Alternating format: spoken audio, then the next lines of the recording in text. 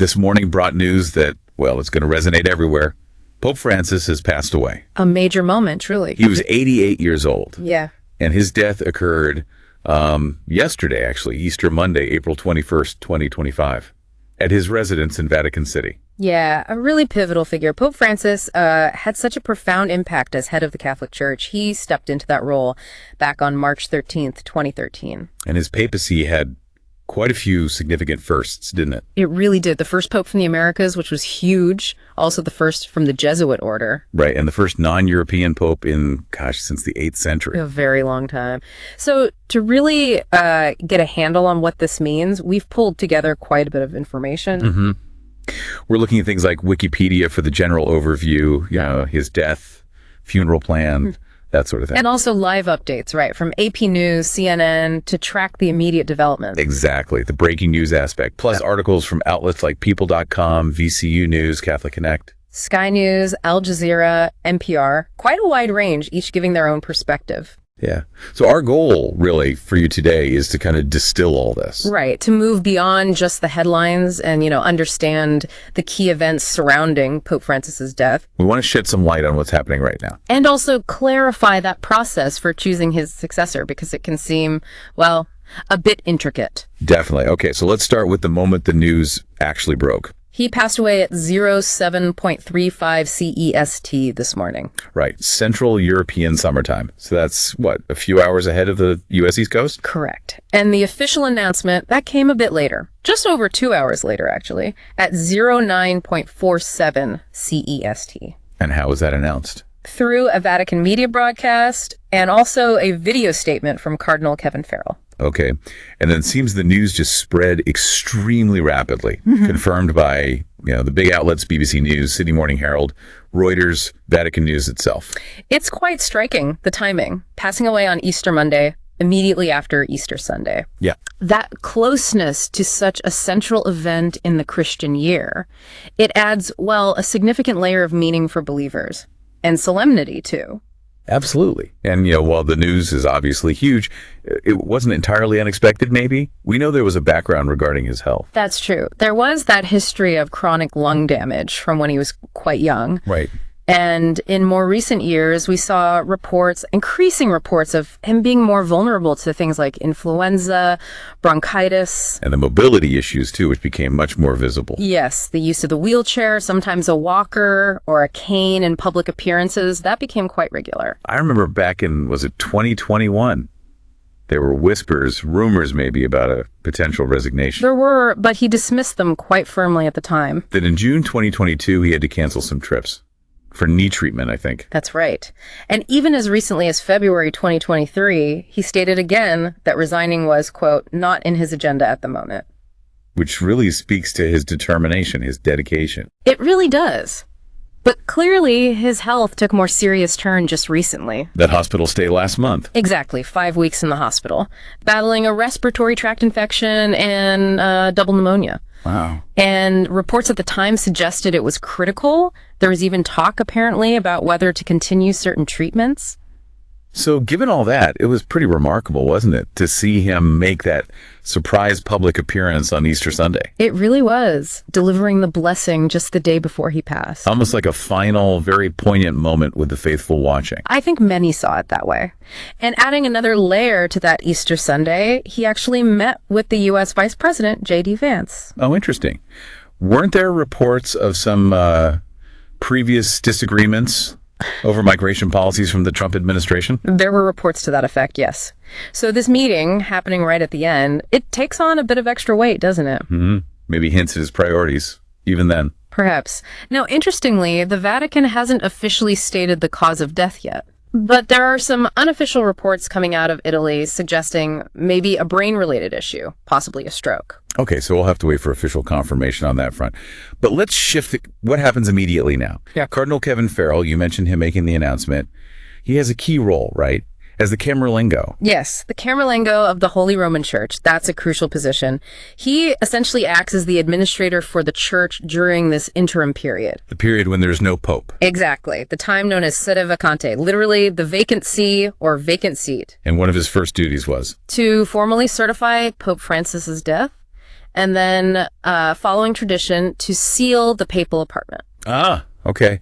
A symbolic but important procedure. Very much so. It marks the official start of this vacancy period. And almost instantly, it seemed, the condolences and tributes started pouring in from leaders all over the world. Absolutely. We saw a statement from U.S. President Donald Trump. And Britain's King Charles III. He specifically praised the Pope's work on the environment and interfaith unity, didn't he? He did. And he even recalled their recent meeting. Oh, that's right. There was that brief audience because the bigger state visit had been postponed due to the Pope's health, wasn't it? Correct. So that brief private meeting clearly left an impression on the king, particularly regarding those priorities, environment, dialogue. Makes sense. Ireland's president, Michael Higgins, his tribute emphasized Francis's focus on human dignity. Climate change, the plight of migrants, yes, and also the difficult issue of the child sexual abuse scandal within the church. He touched on that too. Mm-hmm. And the leader of the Orthodox Christian community. Ecumenical Patriarch Bartholomew I.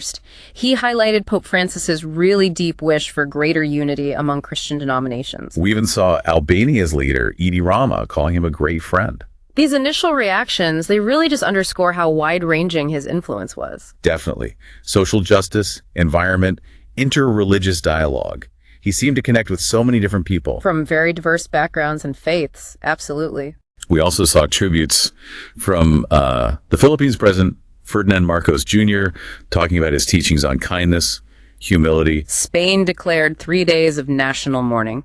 Wow. And Russia's president, Vladimir Putin. Putin acknowledged Pope Francis's role as a defender of humanism and justice, and specifically mentioned his efforts to build bridges to foster dialogue with the Russian Orthodox Church. That's particularly interesting given the current, geopolitical situation. It really is. It highlights that unique position the Pope can sometimes hold, facilitating communication even across deep political divides. Ukraine's president, Volodymyr Zelensky, he expressed gratitude for the Pope's prayers for peace. Consistent prayers, yes. The head of the U.S. bishops, Archbishop Timothy Broglio, he focused on Francis's outreach, didn't he, to the marginalized? Yes, emphasizing that dedication to those on the edges of society. And the British Prime Minister, Rishi Sunak, described him simply as a courageous leader. It's also interesting to look at some of the reactions from specific groups, like the LGBTQ plus advocacy group, New Ways Ministry. Yes, they actually thanked him for his welcoming gestures, and even specifically for his use of the word gay, acknowledging a sort of shift in tone, perhaps, during his papacy. Mm-hmm. And from the Islamic world. The Grand Imam of Al-Azhar, Sheikh Ahmed Al-Tayeb, noted the significant strengthening of relations between the Islamic world and the Vatican under Pope Francis. So that commitment to interfaith dialogue really did have a broad impact. Clearly, we saw flags lowered to half-staff in Italy, the UK. And the bells of St. Peter's Basilica tolling. That must be a very powerful sound in Rome right now. Incredibly symbolic, yes.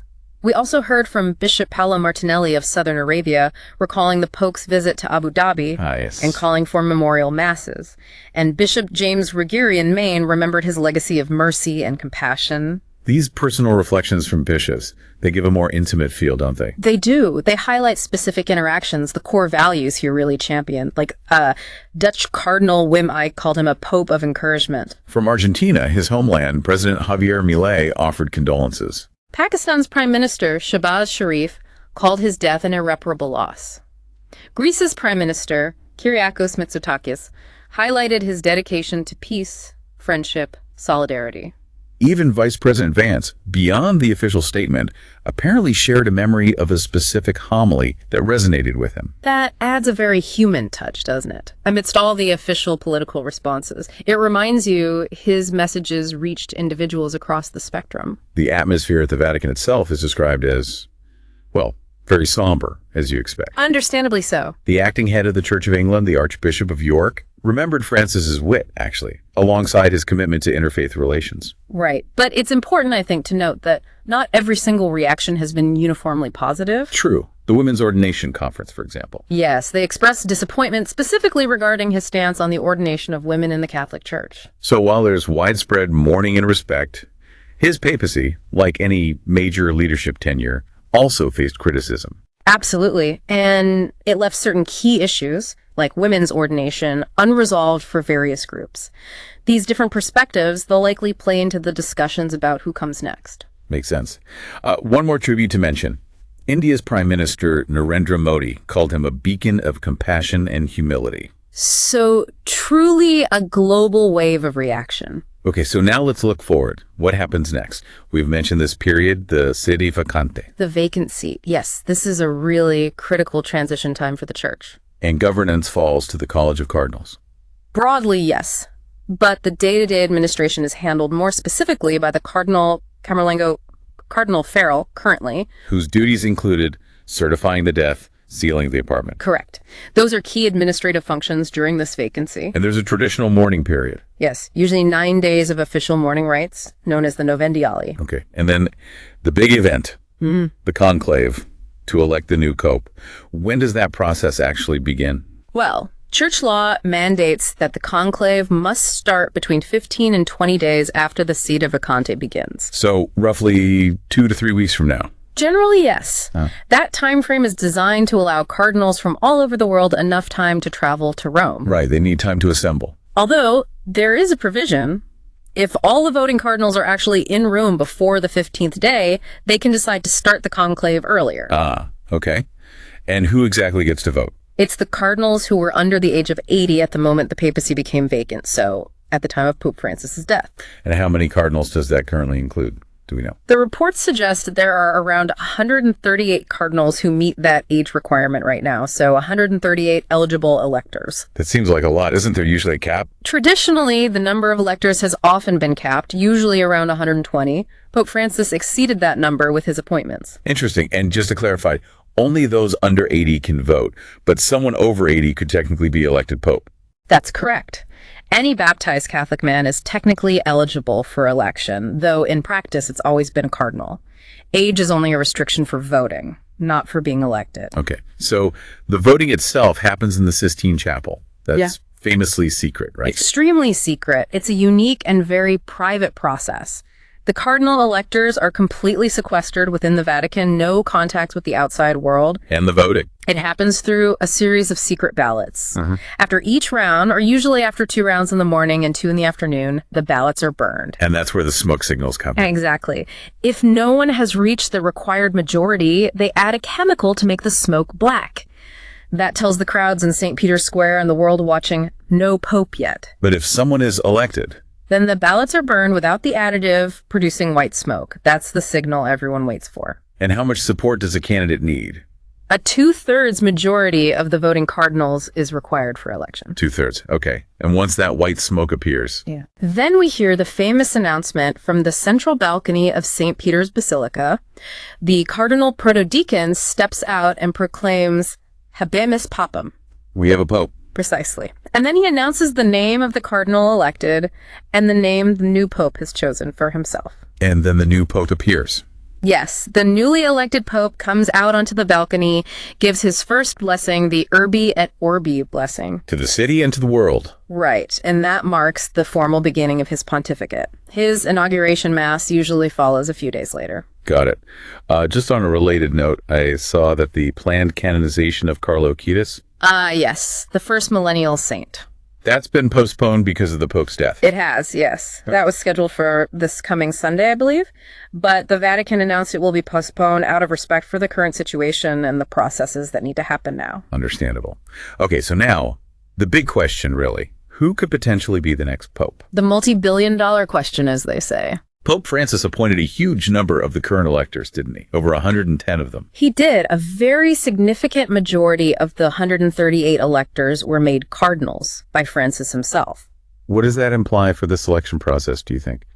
Well, it strongly suggests, I think, that the body of electors is likely to be broadly sympathetic to Pope Francis's vision and his priorities for the church. A continuation, perhaps? It leans that way, potentially.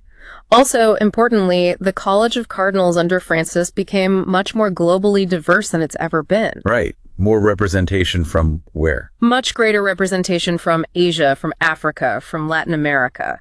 Not just the traditional European strongholds. So does that increase the chances of a pope from one of those regions? It certainly makes it a more distinct possibility than perhaps in the past. The pool of potential candidates, the papabili as they're called, is geographically wider. Are there specific names being mentioned? I know it's always speculation, but It's always speculation at this stage, yes, but some names consistently come up in discussions among Vatican watchers. let's just... Well, from Africa, you often hear Cardinal Peter Turkson from Ghana mentioned, and also Cardinal Fridolin Mbongo from the Democratic Republic of the Congo. Okay. Asia. Cardinal Luis Antonio Tagle from the Philippines is frequently cited as a strong possibility. He holds a prominent position in Rome already. And from Europe. Still contenders there, presumably. Okay. Oh, absolutely. Names like Cardinal Peter Erdo of Hungary, who is a canon law expert. Sure. Cardinal Pietro Parolin, the current Vatican Secretary of State, very powerful position. Right. Cardinal Matteo Zuppi from Italy, who's known for his peace mediation work. And Cardinal Mario Grech from Malta, who's been central to Francis's synod process. So quite a diverse group, even just among those few names. Very much so. Different backgrounds, different focuses. And the election of whoever comes next, it's obviously going to have a huge impact on the direction of the Catholic Church. Immense. This conclave is really a moment for the cardinals to reflect and decide on the church's path forward. Issues like, Well, potentially shifts in approach to major contemporary questions. Things like relationships within the church, including LGBTQ plus Catholics, the role of women. the ongoing response to the abuse scandals. Exactly. How the church engages with those profoundly difficult issues. Pope Francis's legacy, many see it as an attempt to build a bridge, you know? A bridge between tradition and modernity. Sort of, yes. Yeah. With a real emphasis on compassion, on outreach. The choice of his successor will be a strong signal, I think, about whether the church intends to continue further down that path or perhaps adjust its course. Right. So just to quickly recap for everyone listening, we've covered the sad news of Pope Francis's passing on Easter Monday. The immediate global reactions, the tributes pouring in from all corners. And the start of this sed vacante period, which kicks off the whole process. The mourning rites, the gathering of cardinals leading up to the conclave in the Sistine Chapel in the next few weeks to elect his successor. It's clearly a monumental moment, not just for 1.3 billion Catholics, but really for the whole world, given the Pope's global stature. Absolutely. And it leaves us, and you listening, with a significant question to ponder, I think. Mm-hmm.